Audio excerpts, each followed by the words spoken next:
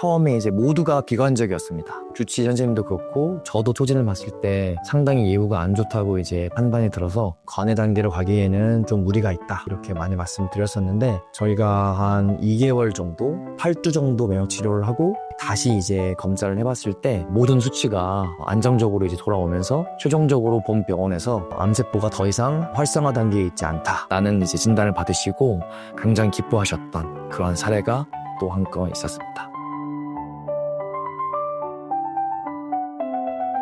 암 면역 회복 전문 한방병원이 있다는 사실을 처음 알게 되었어요.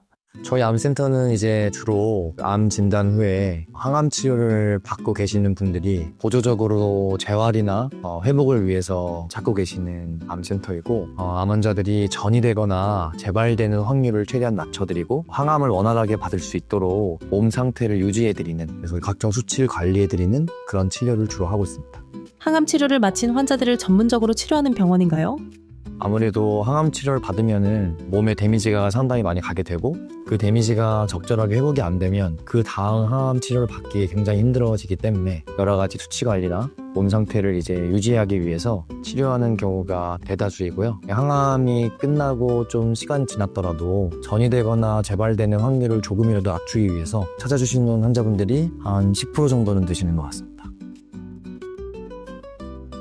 한방 치료를 가장 낯설게 생각을 하세요. 왜냐하면 항암의 기본 치료는 수술이나 화학요법이나 방사선요법이기 때문에 두려움이나 거부감이 있으신 부분들이 있어요. 한방 치료의 기본은 한방 3술이라고 해가지고 침, 뜸, 부항, 시술입니다. 항암이라던가 방사선, 수술 같은 치료들은 타겟이 명확히 정해져 있고, 한번 타겟이 정해져 있으면 미묘한 변화라던가 차이에 의해서 이제 시술이 바뀔 수가 없는 부분이 있어요. 근데 한방 시술은 장점은 한의사, 즉 의사가 하루에 2번씩 환자를 마주하면서 미묘한 증상 변화라던가 불편한 점, 부작용 이런 것들을 모두 감안을 해서 그때그때 치료를 미묘하게 적용시킬 수가 있고, 또 한 가지는 화학 합성물을 쓰지 않기 때문에 부작용이 극히 적습니다. 미국이나 일본 같은 경우에는 표준 임상 지침에 한방 치료가 이제 같이 들어가 있습니다. 또 암 환자분들도 크게 거부감이 없는데, 제가 현장에서 느낀 거는 한국 분들이 오히려 한국이 한의학의 본 고장임에도 불구하고 한방 치료에 대한 막연한 두려움이나 거부감이 있는 걸 종종 볼 때가 있는데, 엄청나게 강점이 많은 치료라는 거를 꼭 강조드리고 싶고, 암 치료로 인해 생기는 부작용 중에 소화기계,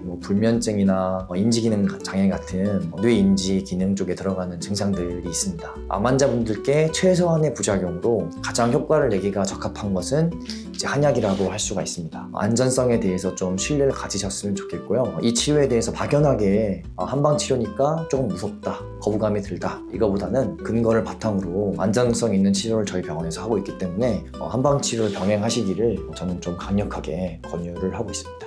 항암 치료 이후 환자들이 가장 힘들어하는 부작용은 무엇이 있을까요?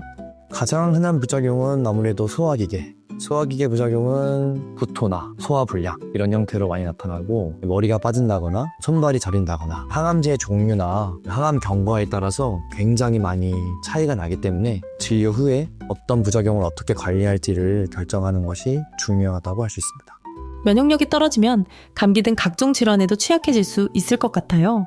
항암 치료는 기본적으로 세포의 성장 속도를 억제하는 치료이기 때문에 우리 몸에 있는 기본적인 면역세포도 똑같은 영향을 받게 됩니다. 간단하게 얘기하면 인체의 면역력이 지속적으로 이제 감소한다고 볼 수가 있습니다. 감기 같은 증상에 상당히 이제 취약해진다고 할 수가 있습니다. 단순히 잘 먹고 잘 쉬는 것만으로는 회복이 어려운 상태인가요?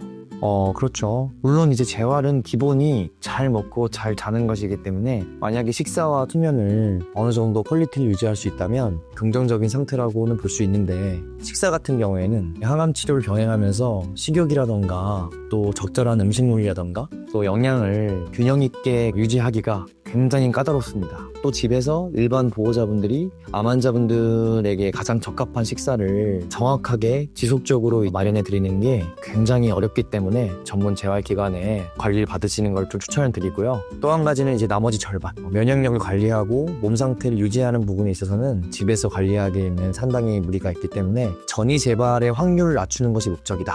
그러면 단순히 잘 드시고 잘 주무시는 걸 넘어서서 적극적으로 면역치료와 재활치료를 받기를 권유를 드립니다.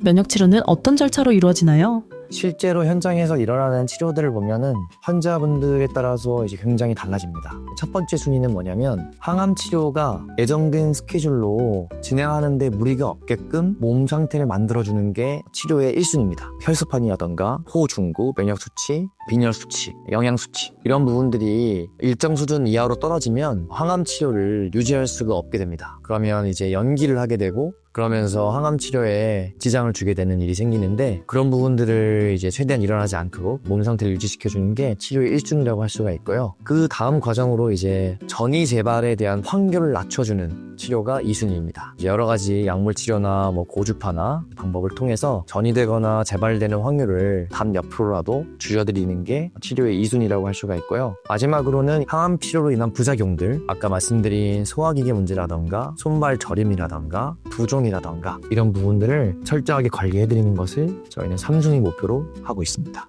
실제로 효과를 본 환자들이 있나요?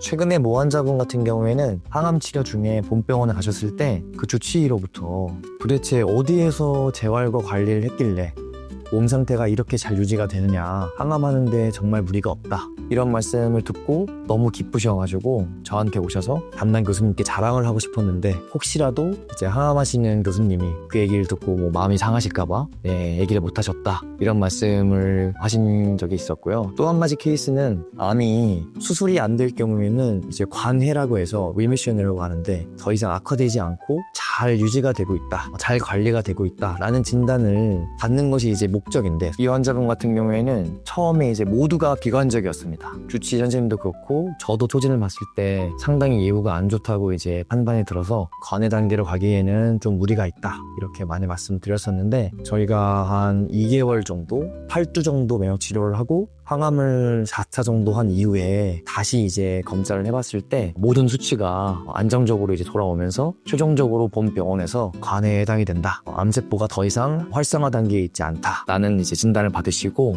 굉장히 기뻐하셨던 그런 사례가 또 한 건 있었습니다. 병원에서 진행 중인 면역 치료는 어떤 것이 있나요?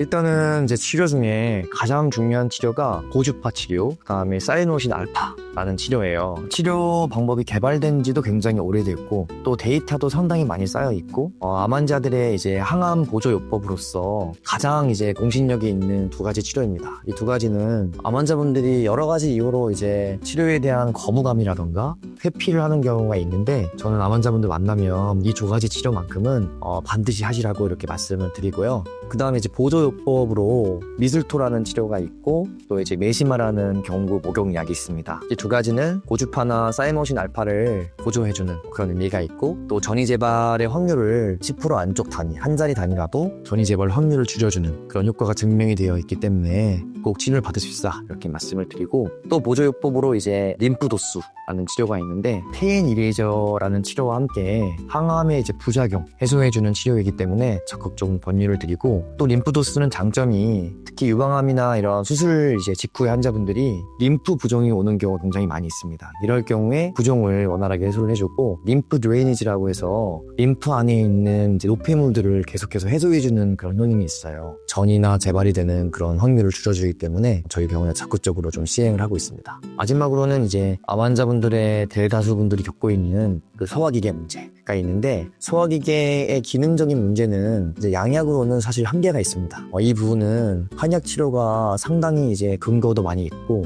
또 현장에서 치료 효과도 많이 나기 때문에 한약 치료를 좀 적극적으로 권해드리고요.